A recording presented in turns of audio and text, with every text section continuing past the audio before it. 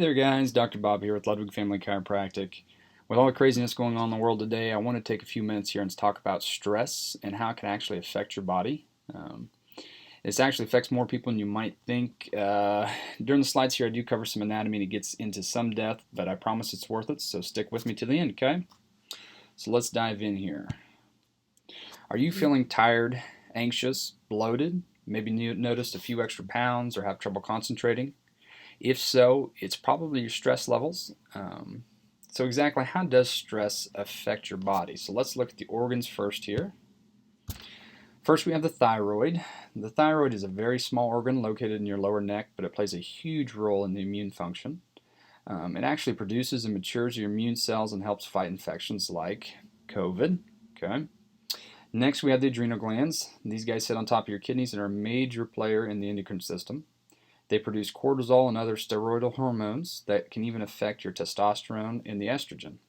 Okay. Next, we have the stomach and intestines. With large amounts of stress over a long period of time, you can start to affect things like how well you digest food and the transit time of said food, meaning the time it takes to go through all your intestines and then be passed. Okay. Next, we have the male and female reproductive systems. Stress can alter your sex drive. It can cause irregular cycling. It can even cause hair growth.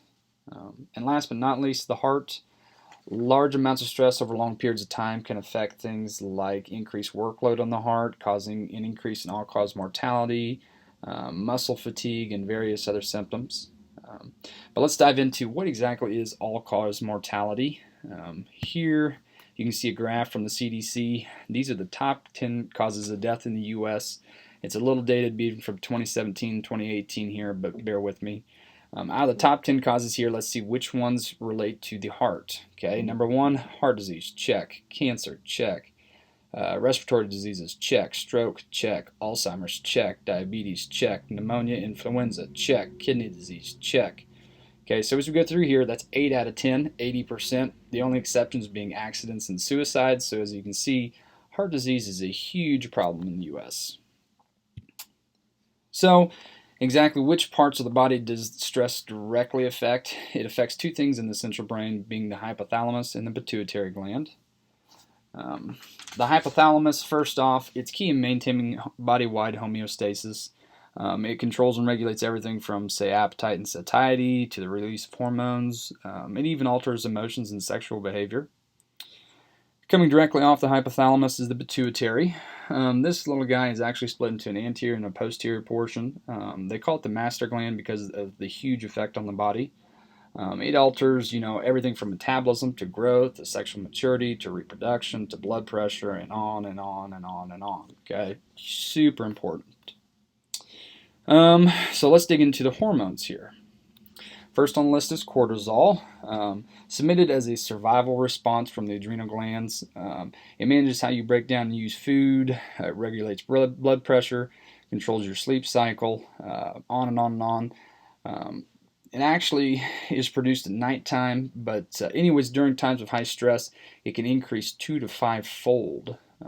Next is catecholamines. These include things like epinephrine, norepinephrine, i.e. adrenaline. This guy boosts cardiac output and muscle blood flow. Along with that, it can also boost glucose levels in the blood. It can increase your sodium retention, causing water retention. While your body's in this state of panic mode, essentially it shuts down blood flow to the gut and the intestines, causing a decreased digestive process, and it slows transit, i.e. food motility through the small and large intestines. Next is gonadotropins. These guys are made in the pituitary glands, and they act on the gonads, i.e. the testes and the ovaries. They're key in producing sex hormones to stimulate either sperm or ova.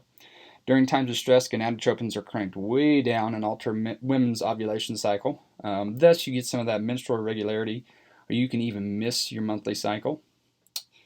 Next on the list is TSH. That's short for thyroid stimulating hormone.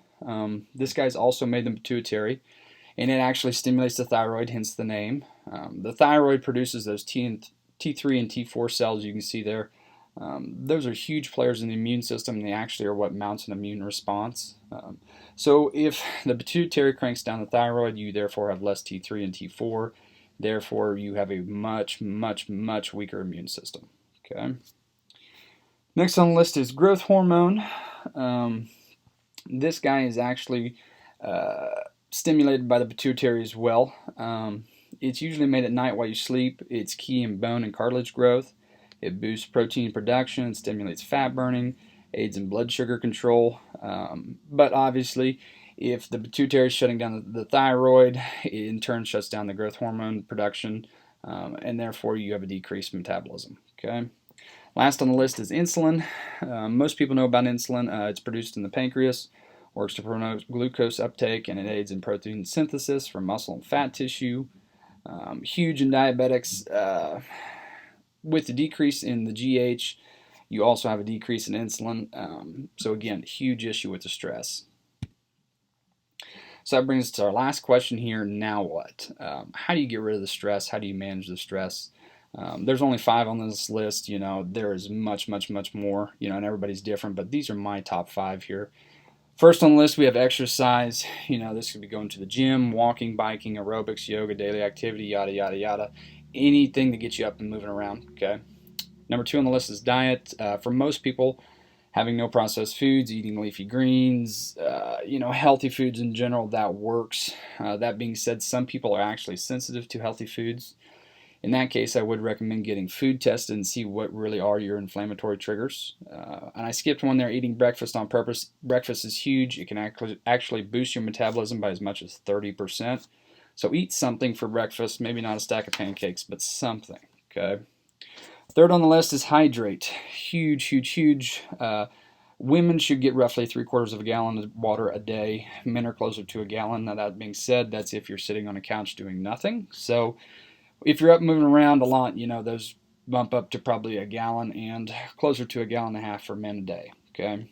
Hobbies, it could be reading, working out, the exercise above, hanging with family and friends, really anything you enjoy doing or can look forward to at the end of the day. I recommend roughly 15 minutes a day to really reduce those stress levels, preferably not chilling out watching Netflix, okay?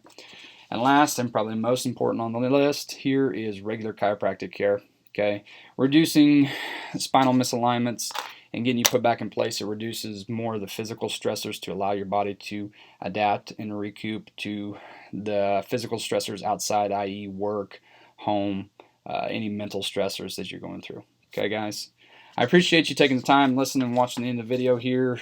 Last page is just references and images. Please comment, like, share. Going forward, we want to do more talks, so if you guys have any topics you want covered, please comment, and we'll get on them. Any questions, feel free to stop by the office or give us a call, 620-257-2040. Thanks, guys.